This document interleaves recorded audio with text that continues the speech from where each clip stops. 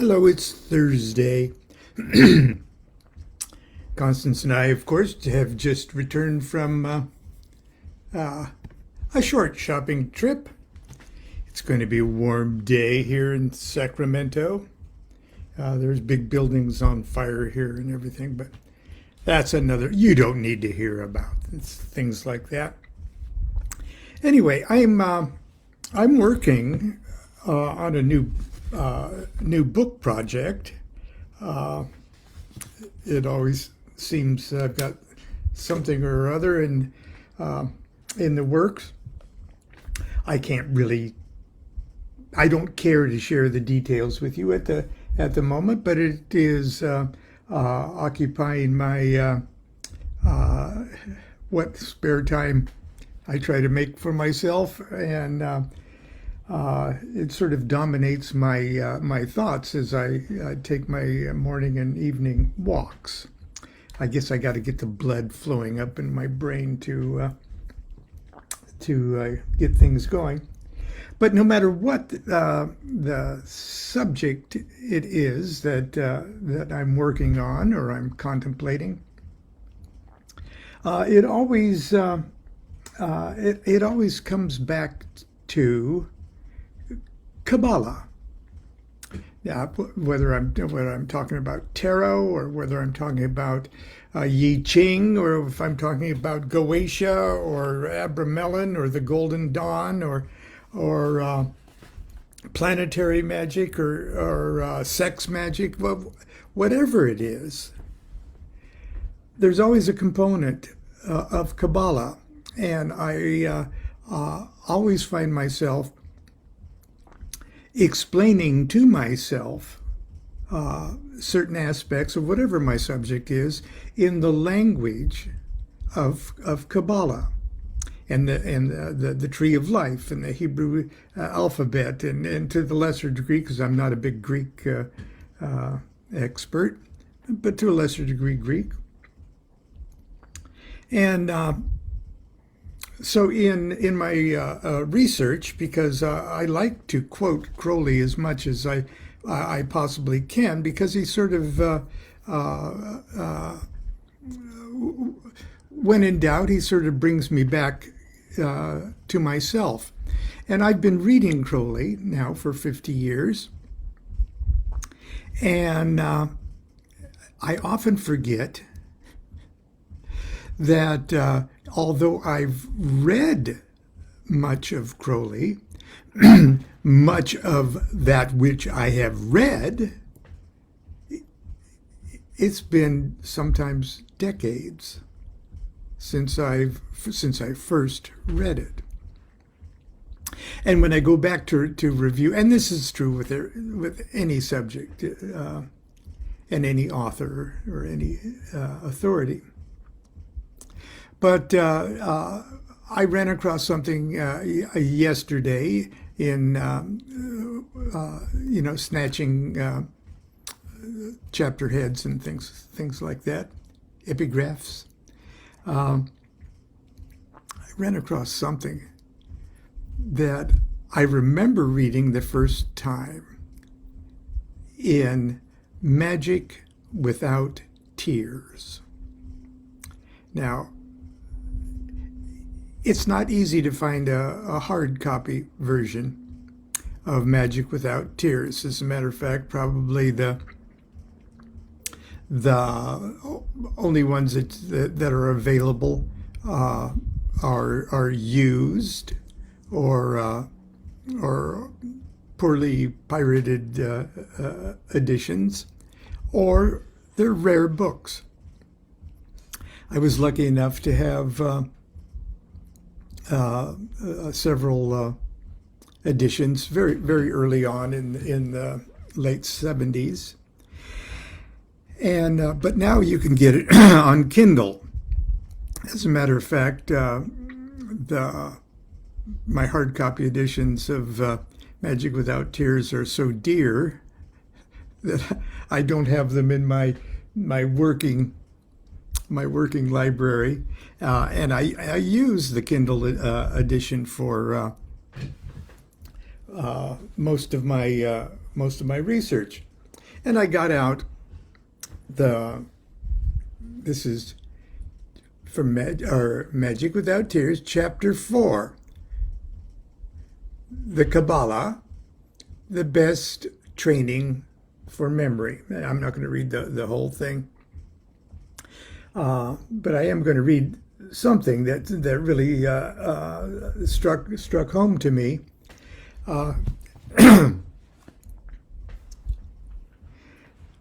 I'm not a dancer. I'm not and I'm not even a big ballet expert or super aficionado. We've never been could afford to go to very many ballets, and the ones we did were Nureyev and Baryshnikov and very special ones. But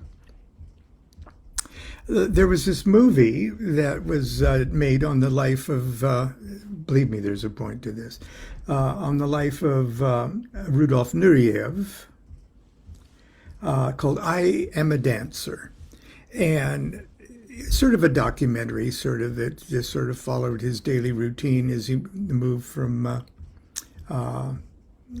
great metropolitan city to another in performance. Every day, he was like perhaps the greatest male dancer on earth at the time. Powerful, just an angelically possessed artist, as far as I'm concerned. But what struck me is every day, it followed his routine every day. Every day, no matter what new city he was visiting, he would find a beginning dance studio and dance class. And every morning he would go in and work at the bar with 4-year-old children, teenagers, other professionals. They would go in and do the basics, repeat the basics, innovate, find things in themselves that they hadn't visited in a long time. They would go do the basics every day. Same thing with our other artists, actors. Okay, I attended the Lee Strasberg Theater Institute, Film and Theater Institute in Hollywood, and the method, the Stanislavski method that's taught at the Actors Studio and by Lee Strasberg is like that too. In my class were just wide-eyed starlets and Bancroft. They would come and do the Stanislavski basics in the same way as a ballet dancer goes to a beginning class. Well, that's how I felt when I read this thing this morning about Kabbalah. Now, you have to remember that Crowley is in this collection of letters, which actually he compiled and was gathering up at the very end of his life. It was under his bed when he died. He is answering questions sent to him by women disciples. I think we know the name of at least one or two of them that most likely were the people he was responding to. But he is so cute. And if you think I digress, okay, when I'm talking, Crowley digresses in print as he is trying to be as charming as possible and as polite as possible while he tears this student a new asshole as far excuse me, they'll probably strike that. Anyway, he is so cute. And when I first read this collection of letters early on, I said, what the hell? What's he talking about? He's crazy. He's babbling, you know. Now that I'm crazy and babbling, it makes more sense. But that's just the style, and I'll try to communicate that to you in this little snippet that I'm just going to read right now. It's chapter 4, called the Kabbalah, the best training for memory. He starts every letter out, Kira Soror. Do what thou wilt shall be the whole of the law. Now you must learn Kabbalah.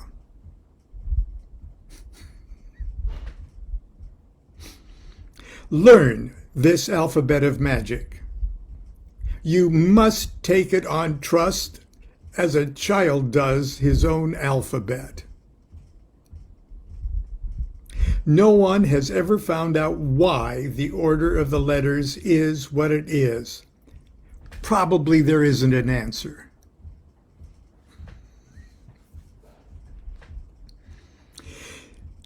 If only you knew what I'm grappling with in the I Ching. Okay, he was doing his interpretation of the I Ching with all the 64 hexagrams in every one of the moving lines and putting them in poetry and things like that. If you only knew what I'm grappling with in the I Ching, the order of the 64 hexagrams, I'm convinced that it is extremely significant, that it implies a sublime system of philosophy. I've got far enough to be absolutely sure that there is a necessary rhythm. Okay, there's 64 hexagrams each made up of 2 trigrams of broken and unbroken lines. And as it moves from number 1 to number 64, there's a movement in how the makeup of the trigrams change one into another. It's like a 64 act play. And that's what he's talking about.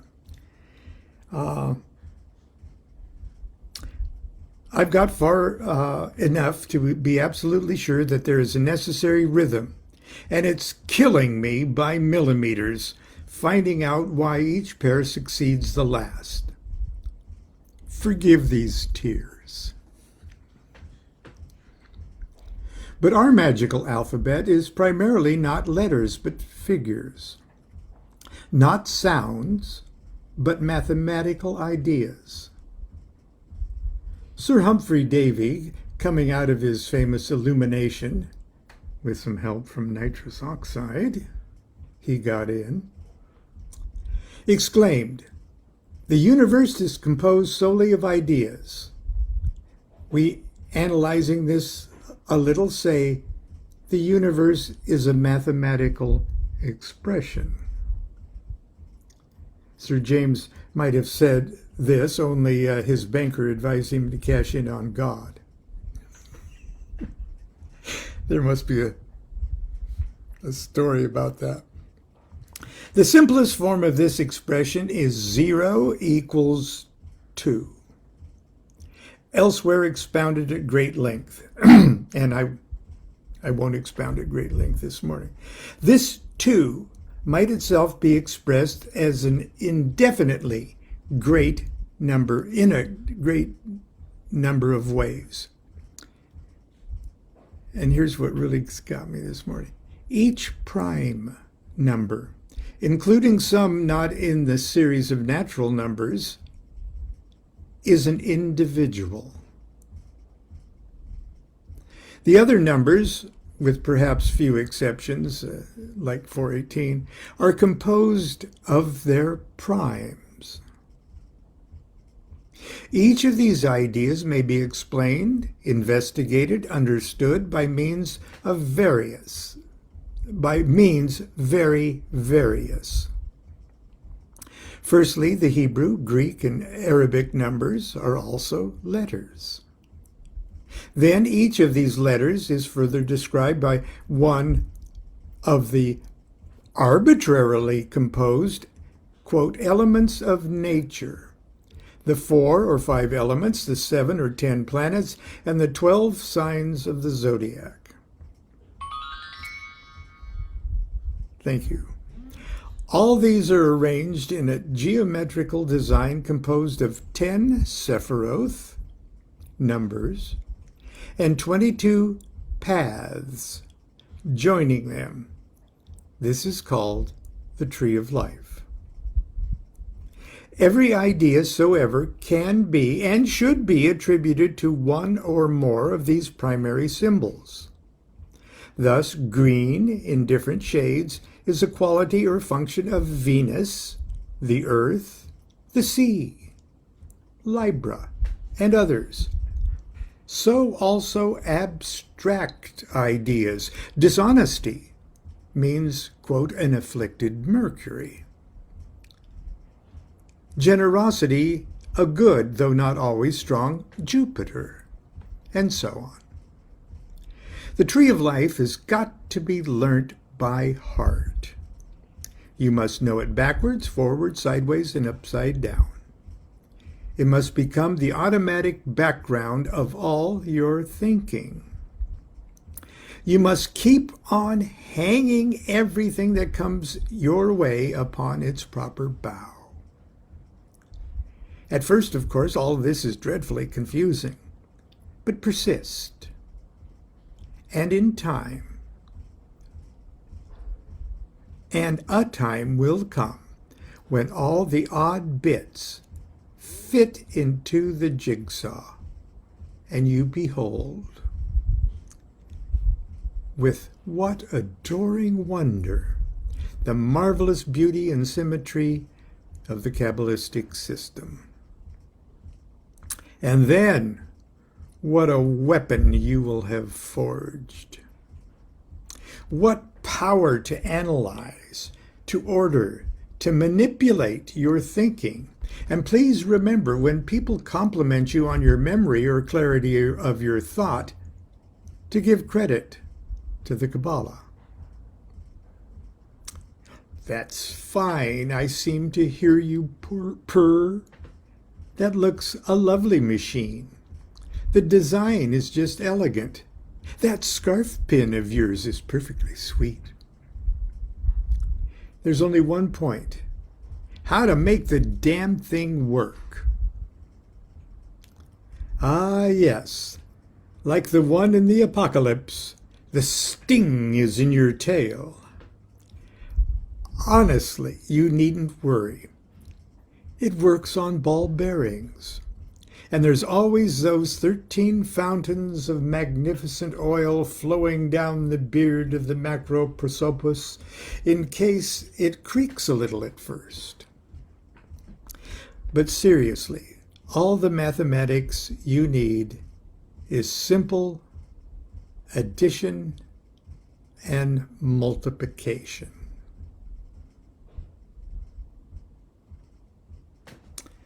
It goes on. But I thought I would share that review of the basics, of the